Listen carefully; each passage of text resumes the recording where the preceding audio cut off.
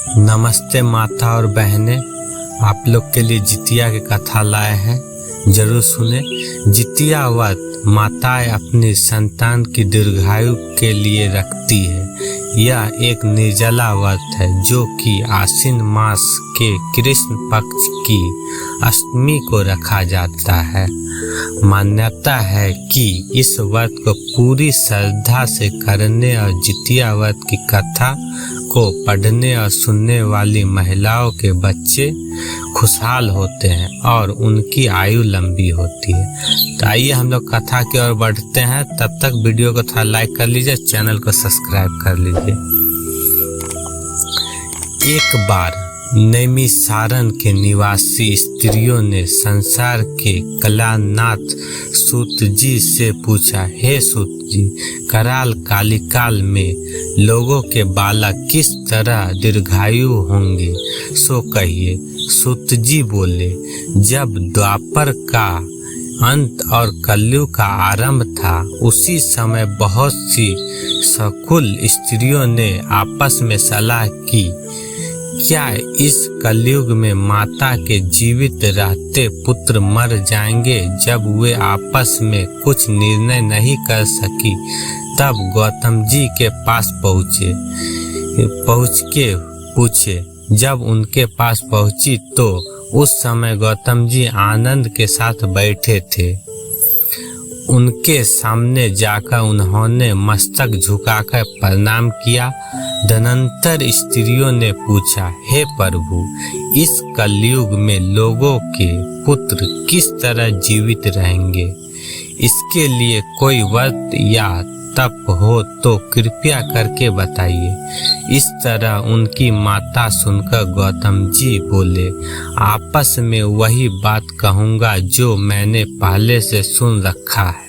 गौतम जी ने कहा, जब महाभारत युद्ध का अंत हो गया और द्रोणोपुत्र अश्वत्थामा के द्वारा अपने बेटों को मरा देखकर सब पांडव बड़े दुखी हुए, तो पुत्र के शोक से व्याकुल होकर द्रौपदी अपनी सखियों के साथ ब्राह्मण क्षेत्र धौम्य के पास गई और उसने धौम्य से कहा, हे विपेंद्र, कौन सा उपाय करने से बच्चे दीर्घायु हो सकते हैं? कृपया करके ठीक ठीक कहिए।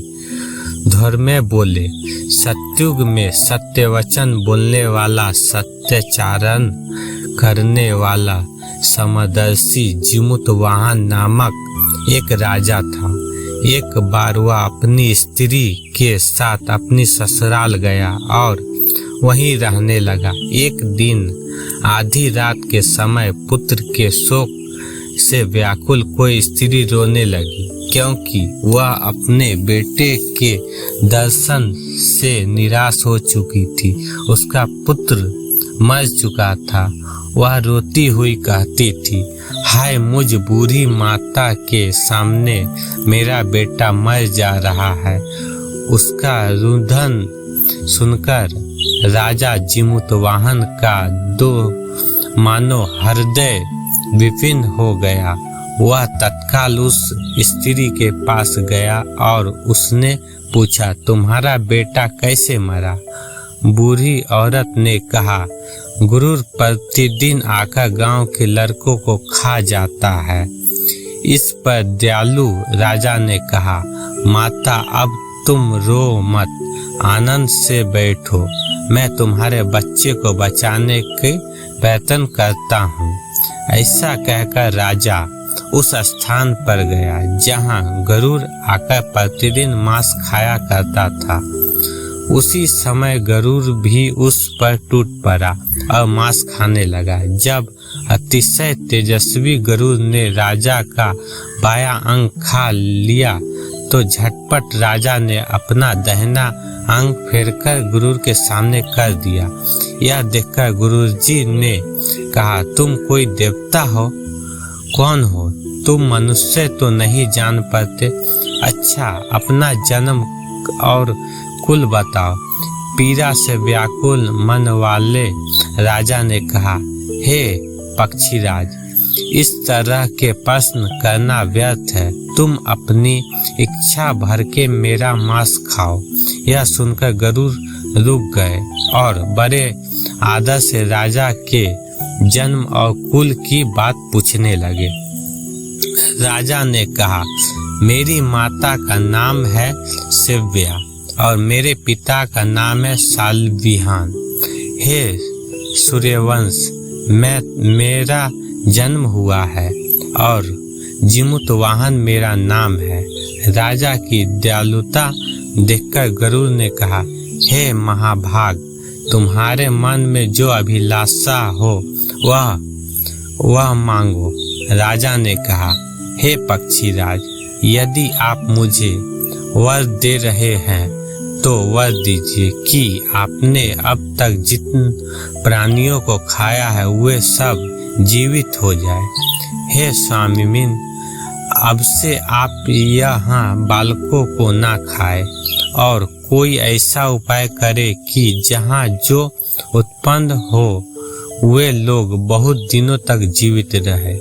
धर्मे ने कहा कि पक्षीराज गरुड़ राजा को वरदान देकर स्वयं अमृत लाने के लिए नागलोक चले गए। वहां से अमृत लाकर उन्होंने उन मरे मनुष्य की हड्डियों पर बरसाया। ऐसा करने से सब लोग जीवित हो गए जिनको भी पहले गरुड़ ने खाया था। राजा के त्याग और गरुड़ की कृपा से वहां वाले का बहुत कष्ट दूर हो गया। उस समय राजा की शरीर की शोभा दुगनी हो गई थी। राजा की दयालुता देखकर गरुड़ ने फिर कहा, मैं संसार के कल्याणार्थ एक और वरदान दूंगा। आज आश्विन कृष्ण सप्तमी से रहित शुभ अष्टमी तिथि है। आज ही तुमने यहाँ की प्रजा को जीवित दान दिया है। हे वत्स, अब से यह दिन ब्रह्मा भाव हो गया है, जो मृत्युभेद से विभिन्न नामों से विख्यात है। वही त्रिलोक से पूजित दुर्गा अमृत प्राप्त करने के अर्थ में जीवित पुत्रिका कहलाई है। सो इस तिथि को जो स्त्रियां उस जीवित पुत्रिका की और कुश की अंकुत्री बनाकर तुम्हारी पूजा करेगी तो दिनों दिन उसका सौभाग्य बढ़ेगा और वंश की भी वृद्धि होती रहेगी। हे महाभाग, इस विषय में विचार करने की भी आवश्यकता नहीं है। हे राजन, सप्तमी से रहित और उदयातिथि की अष्टमी को व्रत करने यानी सप्तमी विद अष्टमी जिस दिन हो उस दिन व्रत ना कर शुद्ध अष्टमी को व्रत करे और नवमी में पारण करे। यदि इस पर ध्यान ना दिया गया तो फल नष्ट हो ही जाएगा और सौभाग्य तो अवश्य नष्ट हो जाएगा। जिमुतवाहन को इस तरह का वरदान देकर गरुड़ वैकुंठ धाम को चले गए। धर्मे द्रौपदी से कहते हैं, हे देवी, मैंने यह अतिशय दुर्लभ व्रत तुमको बताया है। इस व्रत को करने से बच्चे दीर्घायु होते हैं। हे देवी, तुम भी पूर्वंतक विधि से यह व्रत और दुर्गा जी का पूजन करो तो तुम्हें अभिलाषित फल प्राप्ति होगी। मुनिराज धर्मे की बात सुनकर द्रौपदी के हृदय में एक प्रकार का कौतूहल उत्पन्न हुआ और पुराणवसिनी स्त्रियों को बुलाकर उनके साथ यह उत्तम व्रत किया। गौतम ने कहा, यह व्रत और इसके प्रभाव को किसी एक चील ने सुन लिया और अपनी सखी सियारिन को बताया। इसके बाद पीपल वृक्ष की शाखा पर बैठकर उस चील ने और उस वृक्ष के खोते में बैठकर सियारिन ने भी व्रत किया। फिर वही चील किसी उत्तम ब्राह्मण के मुंह से यह कथा सुन आई और पीपल के खोते में बैठी हुई अपनी सखी को सुनाया। सियारिन ने आधी कथा सुनी थी कि उसे भूख लग गई और वह उसी समय 100 से परे हुए शमशान में पहली पहुंची। वहां उसने इच्छा भर मांस खा भोजन किया और चील बिना कुछ खाए पिए रह गई और सवेरा हो गया। सवेरे वह गौशाले में गई और वहां गौ का दूध पिया। इस तरह नवमी को उसने पारण किया। कुछ दिनों के बाद दोनों मर गई और अयोध्या में किसी धनी व्यापारी के घर में जन्मी। संजोग से उन दोनों का जन्म एक ही घर में हुआ, जिसमें सियारिन ज्येष्ठ हुई और चील छोटी। वे दोनों सभी शुभ लक्षणों से युक्त थे, इसलिए बड़ी लड़की कौशिराज के और छोटी उसके मंत्री के साथ गृहपंथ अग्नि के सामने विधि पूर्वक ब्याही गई। पूर्व जन्म के कर्मफल से वह मुग्धनी रानी हुई। जिस किसी भी संतान को उत्पन्न करती वह मर जाती थी और पूर्व जन्म की बातों को स्मरण करने वाली मंत्री की पत्नी ने अष्ट वसुओं के शीर्ष तेजस्वी 8 बेटे को जन्म दिए और सभी जीवित रह गए। अपनी बहन के पुत्रों को जीवित देखकर ईर्ष्यावश राजपत्नी ने अपने स्वामी से कहा कि यदि तुम मुझे जीवित रखना चाहते हो तो इस मंत्री के भी पुत्रों को उसी जगह भेज दो जहां मेरे बेटे गए हैं, अर्थात इन्हें मार डालो। यह सुनकर राजा ने उस मंत्री के पुत्रों को मारने के लिए कई प्रकार के उद्योग किए, पर मंत्री पत्नी ने जीवित पुत्रिका के पुण्य बल से बच्चा लिया। एक दिन राजा ने अपने आदमियों से उन पुत्रों का सिर कटवाकर पिटारी में रखवाया और वह पिटारी उनकी माता मंत्री पत्नी के पास भिजवा दिया, किंतु वे 8 सिर बेशकीमती जवाहर हो गए और भले चंगे हुए 8 लड़के अपनी माता के पास वापस चले गए। उनको जीवित देखकर राजपत्नी को बड़ा विस्मय हुआ। अंत में वह मंत्री की पत्नी के पास आई और उसने पूछा, बहन, तुमने कौन सा ऐसा पुण्य किया है जिससे बार बार मारे जाने पर भी तुम्हारे बेटे नहीं मरते?